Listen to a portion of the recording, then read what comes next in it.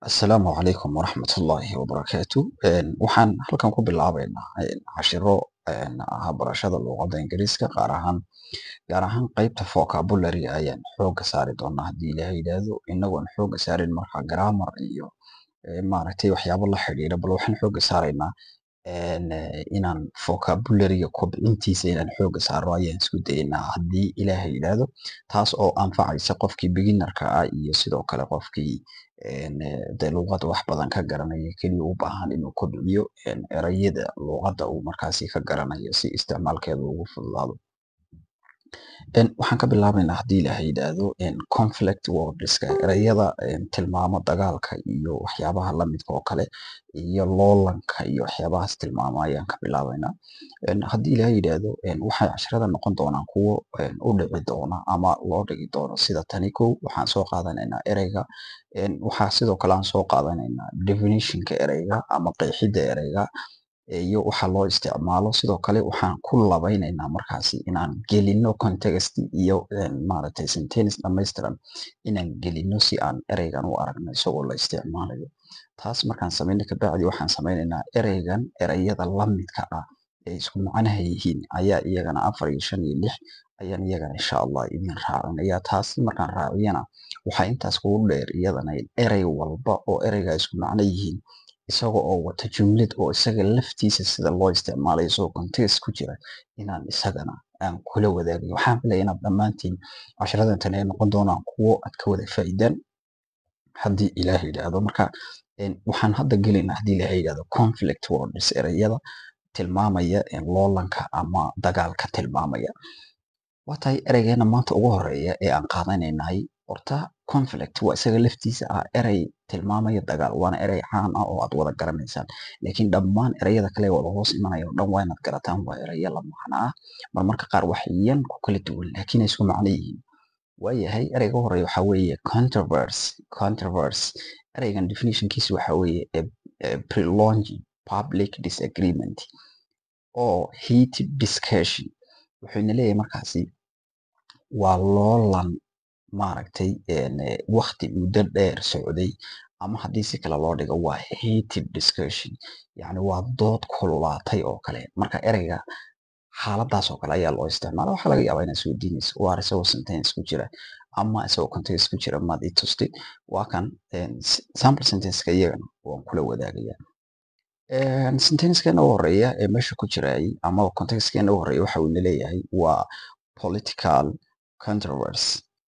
Waa ereygii oo lagaga hadlayo dhanka politicalka siyaasadda lagaga hadlayo. Wuxuuna yidhi markaa the president's decision to pardon the wealth business sparked a major controversy. Wuxuuna leeyahay madaxweynaha yacni go'aanka uu qaatay ee ah in uu iska cafiyo ninkaasi ganacsadaha sparked waxay kicisay ama sababtay a major controversy yacni waxay sababtay dood xooggan ayay sababtay in madaxweynuhu ninka kani uu si maaragtay iska fasaxo ama uu iscafis uu maaragtay uu u muujiyo.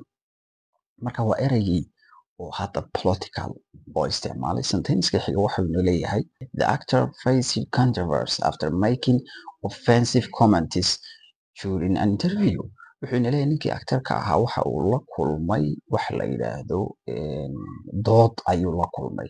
Wuxuu la kulmay yacni maaragtay maadaama ereygu dood yahay waa dood waa khilaaf bay ka dhigan tahay waa la khilaafsan yahay bay ka dhigan tahay. After making offensive comments marka uu sameeyey commentiyadii bulshada markaasi dhaawacaysay ama ciddii audience-ga oo ay dhaawacaysay. Xilliga uu bixiyena waa during an interview waa xilligii interview ku jiray. Marka duuduub ahaan waxay noqonaysaa ninkii actor-ka xilliga interview uu bixinayay commentiyadii uu bixiyey ayaa waxay sababtay in maaragtay dood badan bulshada dhexdeeda ay ka samayso. Waayahay kana waa isagoo scientific ah. The study's findings wuxuuna leeyahay research-kii la sameynayay natiijooyinkii la helay waa research markii la sameeyay natiijooyin baa la gaaraa. Caused waxay sababeen controversy dood bay sababeen. Natiijadii research-kaas ka soo baxday dood bay keentay oo waa maxay iyay ku keentay in the medical community yani bulshada caafimaadka ayay ku keentay dhakhaatiirtii iyo ciddii xiriir la lahaydba. Due to its questionable methodology, waxa markaas la isku haystee dooda keenay waxa weeye waxa leeyahay questionnaire-ka loo maray ayaa markaasi doodi ay ka taagan tahay. Waayo intaa haddii aad eraygii iyo isagoo maaragtay context ku jira aad aragtay, bal hadda waxaan kula wadaagayaa eraygaa iyo erayada la macnaha bal aad ka dharagtid hadda. Keliya haddaad la taagnaatid uun conflict iyo controversy labadaa eray haddaad la taagnaatid dee waa ingiriiskaagu ciriiri buu gelayaa. Marka waa inaad erayo kaloo fara badan oo la macnaha aad heli karaysid. Erayga ugu horreeya waa maxay? Waa dispute. Dispute. Dispute waa khilaaf, waa dood, waa meel khilaaf ka jira ayaa loo adeegsanaya. Waxaa la leeyahay there was a dispute between neighbors over the property line. Waxayna leeyihiin waxaa jiray dood ama khilaaf u dhexeeya dadkii jaarka ahaa iyagoo markaasi isku haystay xuduudii u dhexaysay markaa bootooyinkoodii iyo dee guryahoodii iyo waxa kaasi. Okay. Wuxuu sidoo kale na leeyahay the scientists were in a dispute. Waxa ay markaasi iyaga laftoodana waxaa dhexdooda khilaaf baa ka jira nimankaa scientiska la yidhaahdo. Waxaa dhexdooda ka jira khilaaf oo khilaafkaasina waa maxay? About the validity of the research findings. Waxay leeyihiin in research findingskaasi uu yahay mid sax ah iyo inuuna ahayn ayay doodi ka taagan tahay. Researchka natiijada laga soo saaray markii horena waan arkaynay controversy oo loo adeegsanayo. Hadday tolan maxaa loo adeegsaday? Waxaa loo adeegsaday dispute ayaa loo adeegsaday. Erayga waa maxay? Waa debates.